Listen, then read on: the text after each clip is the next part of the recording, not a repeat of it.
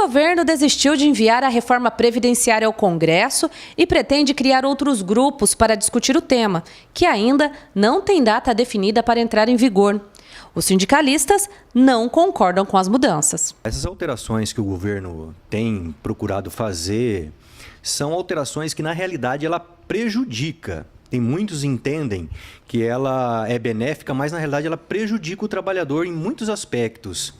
E como a lei constantemente está sendo modificada, com propostas, projetos na Câmara dos Deputados, o trabalhador ultimamente só vem perdendo com muitas dessas alterações. E um dos pontos que mais pode prejudicar o trabalhador na visão do sindicalista é o aumento da idade mínima para dar entrada na aposentadoria. Diante disso, fica muito difícil hoje o trabalhador ele se aposentar. Porque ele vai ficar trabalhando, esperando o tempo de atingir a idade mínima com mais o tempo de contribuição.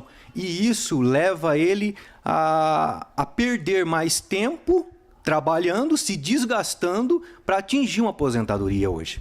Só que mundialmente existe um aumento da idade mínima, é uma tendência mundial isso, né? Como que você vê essa tendência mundial sendo refletida aqui no Brasil? Com essa tendência do aumento da idade, a expectativa, muitos pensam que o trabalhador ele está vivendo mais, está tendo uma expectativa de vida maior, com isso existe um rombo na Previdência. Só que eu, na minha análise, penso eu que deveria ser feito de caso a caso. Por exemplo, um trabalhador hoje da construção civil, se ele trabalhar 20 anos numa atividade de risco, numa atividade exercendo um peso, carregando, fazendo uma atividade mais degradativa, a expectativa de vida dele é reduzida. Com a expectativa dele reduzida, o tempo de serviço também dele, ele é reduzido porque ele vai ter um desgaste maior na atividade profissional. Como que ele vai atingir a sua aposentadoria diante disso? Então fica uma situação bem difícil. O trabalhador, são coisas distintas.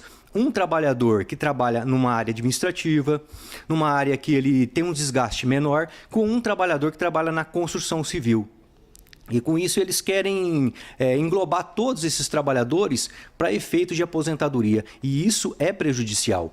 Penso eu que deveria ter uma análise do trabalhador que exerce uma atividade mais penosa, mais degradante fisicamente, com um trabalhador que não tem essa atividade degradante em todo o longo da sua vida, em todo o seu trabalho. No caso das mulheres, a equiparação da idade, isso ajuda ou atrapalha? É muito complexo, porque vamos colocar, como eu disse, o trabalhador que tem uma atividade que tem um desgaste maior do corpo, um trabalhador que não. Mesma coisa a mulher.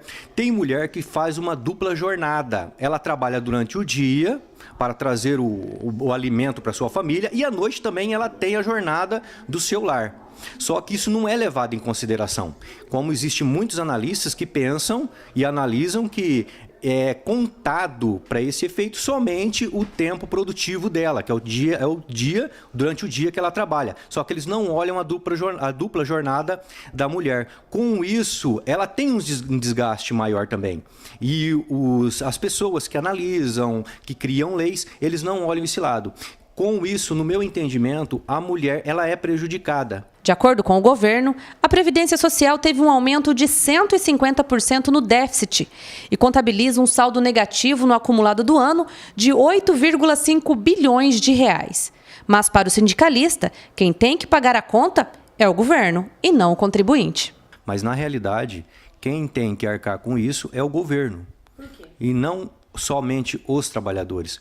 Porque os trabalhadores já pagam demais, pagam impostos, tantos impostos e encargos que saem do bolso do trabalhador.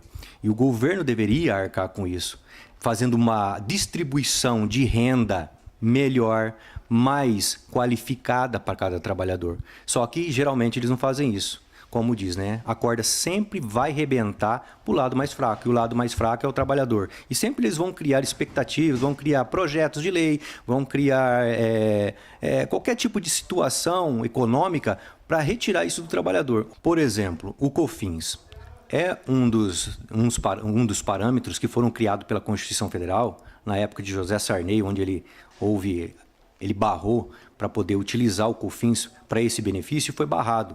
Poderia usar esse imposto que é distribuído para a Previdência, para poder reduzir um pouco esse arrombo que tem lá, mas não é utilizado. Com isso, os deputados poderiam criar projetos, como já existe na Constituição, criar projetos ou decretos, ou alguma coisa assim, para poder fatiar essa contribuição, essa arrecadação que existe lá, para distribuir um pouco para os trabalhadores.